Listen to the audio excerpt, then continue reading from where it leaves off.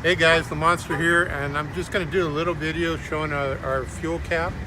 We have probably a couple hundred of these out there now, but I want to show you how to put fuel in it.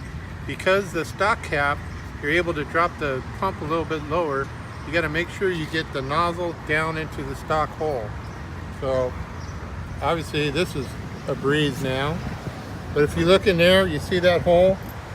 It's got to go in that hole. If it's not in the hole itself, it might be hard to see. But if it's not in the hole, if you just put it like that, it's going to splash back. You got to make sure you drop it in that hole. Once you drop it in that hole, everything's going to be fine.